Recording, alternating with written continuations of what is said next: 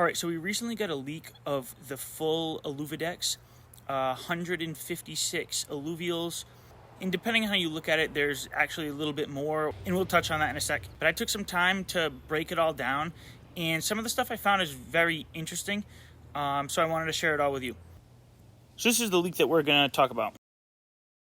You can see with the numbers, we go down to 155 total Illuvials. What I mean by more of 155 Illuvials is two things.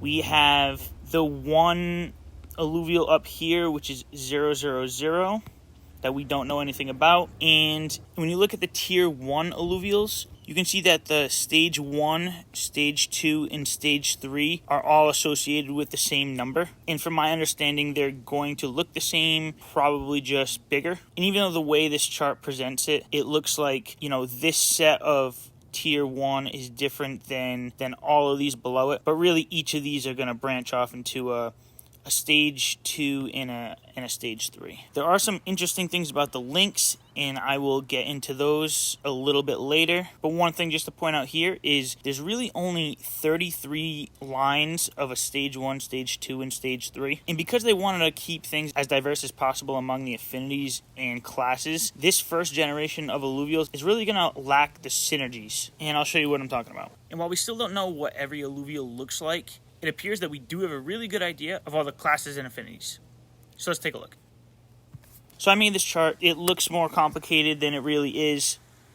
What I did is I put the Illuvials down the left side here. I made a check mark for whether it's a tier 0 through a tier 5, a check mark for which base and composite affinities they have, and then again the base and composite classes. So down at the bottom here, you'll see the results. Let's look at the classes first. So among the 155 Illuvials we have here, we have 31 tier 0, 30 tier 1, 34 tier 2, 27 tier 3, 18 tier 4, and 15 tier 5. And then if we slide over here, we can see for affinities, we're looking at right here. So there's 3 Illuvials for Tsunami, 4 for Granite, 3 for Inferno, as you go across the board. But when it comes to synergies, it's actually less than that. Synergies don't stack for Illuvials in the same line. So this next line here are all the possible stacks for that composite synergy. And you can see for most of them, you can only get a possible of 2 stacks, with a few exceptions with Mud, Wildfire, and Shock. So if we go down to this spreadsheet, you can see that for the composite affinities on the right, you'll get synergies based on 2, 3, and 4 stacks. But in this first generation of Illuvials, there is nothing with 4 stacks. So all the composite synergies that show the 4 stacks are really useless to look at right now until we get a second and a third generation. And even for the most part, the stacks of 3 is useless to look at. And then if you break it down by tier, you can get 2 stacks of Tempest, which are tier 1. You can actually get 3 stacks of Mud, which is a tier 1. For something like Wildfire, you can get your 3 stacks. 2 of them will be tier 4 Illuvials, and 1 will be a tier 1. And for the rest of them, it's mostly just 2 stacks. And if you go with the thinking that the higher tiers are better, it seems like for this first generation of Illuvials, Magma and Wildfire might be key affinities that you want to incorporate into your deck. And then we can move over to classes, where it's a similar situation. There's a few classes right here.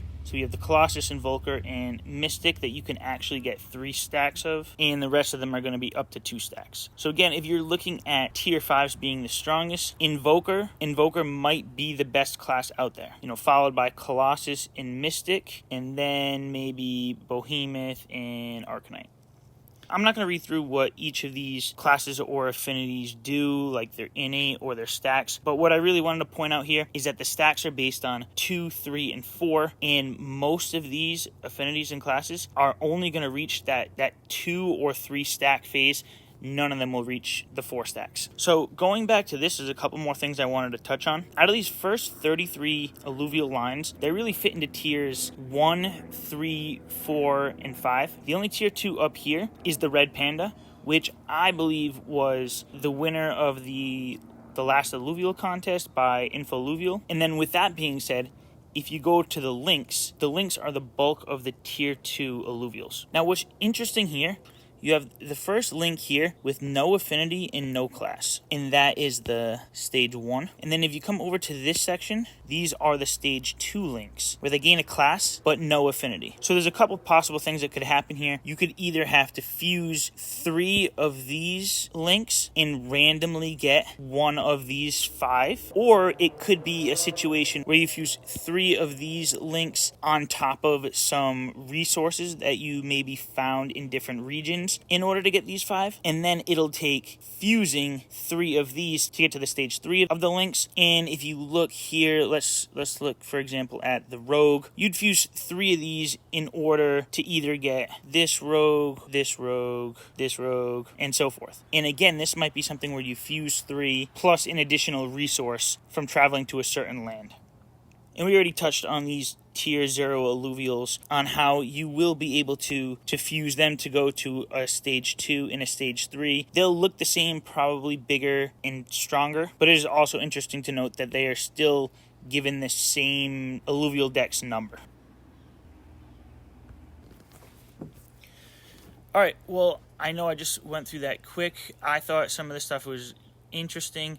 I know the markets are down, and talking about the financial side of it is not as exciting right now. So I'm just going to be making some videos on things that I find interesting, because I know the people watching right now are the people who are actually interested in playing this game and having fun with it. But yeah, I'm still going to try my best to get out one video a week, and I appreciate everyone who's sticking around, watching, liking, commenting. And if this is your first time here or you haven't subscribed yet, subscribe to this channel, and I'll be with you through this bear market into the next bull market. Have a good one.